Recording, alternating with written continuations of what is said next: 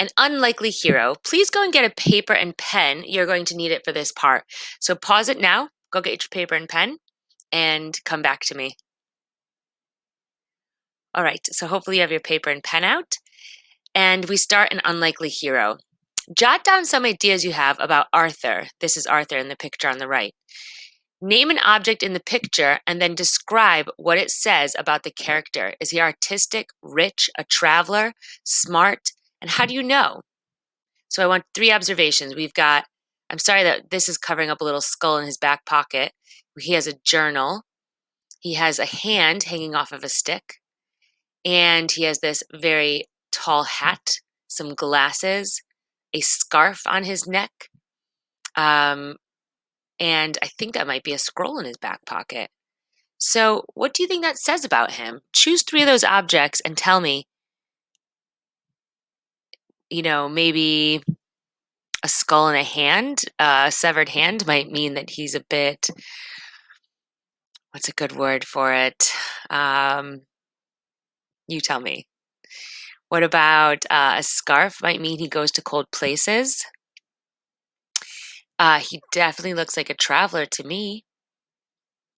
So I'm going to stop for a second and you write down 3 things you notice and whether it makes him look artistic, rich, a traveler, smart, or some other word you can think of.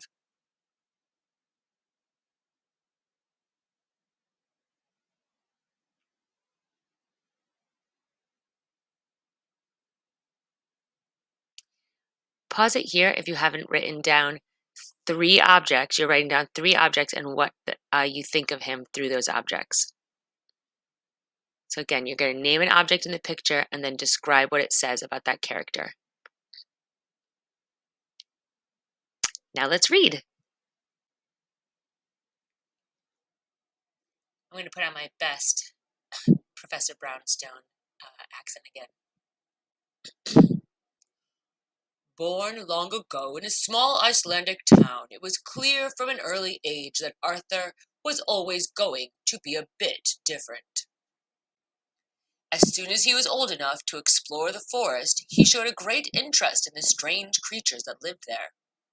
At night, while the townsfolk would gather around the safety of the great fire, Arthur would sit and listen to Atrix, the town's wise woman.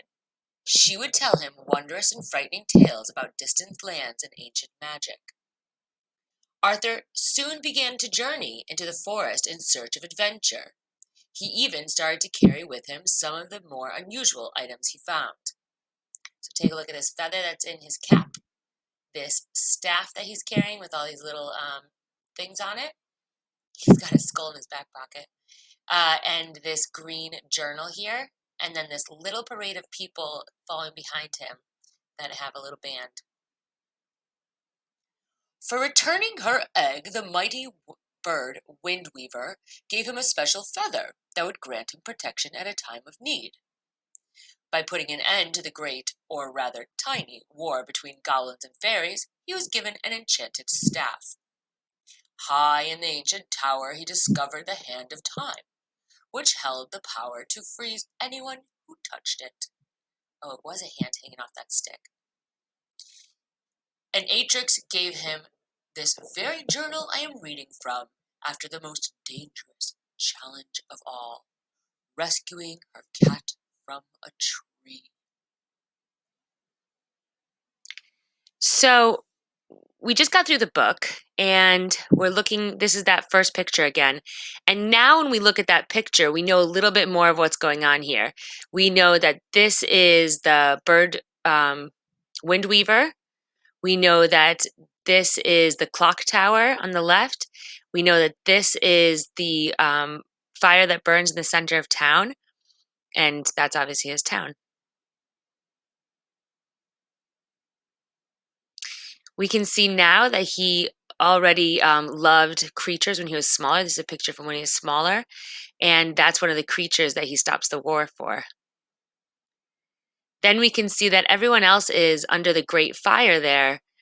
But he's sitting down here to the left. He's sitting with that old storyteller, Atrix.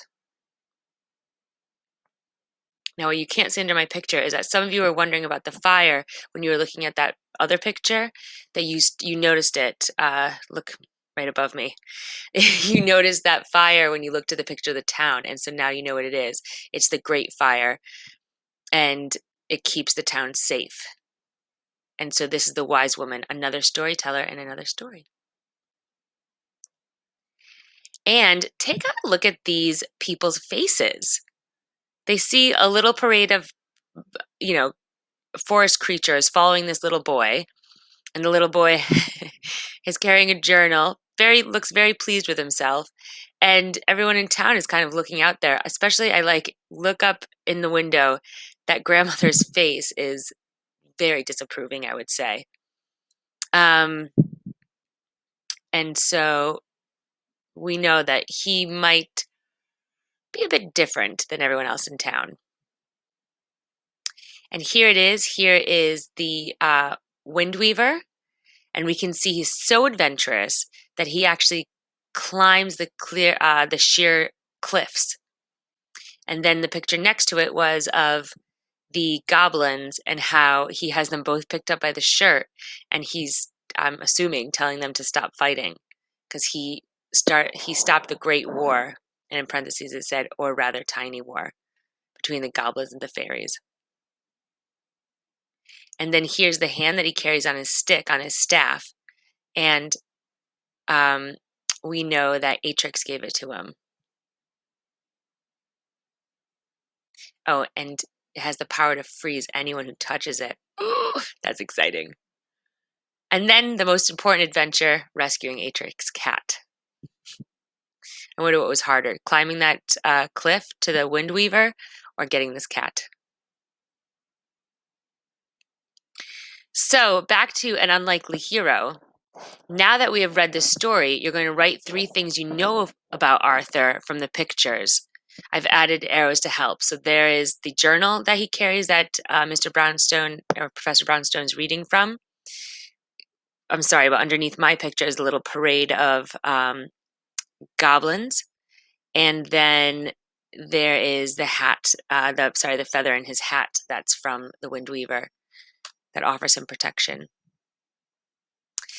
Your job today is to do a character description. You, on the left side of Arthur, are going to describe Arthur's external characteristics. So the words that might be used to describe his appearance. We did that in the very beginning. You actually should have written that already down on your piece of paper. The things that you saw in him that he physically was wearing, and before you knew that character, you just kind of were making assumptions about him, looking at the clothes he was wearing and looking at the glasses and things.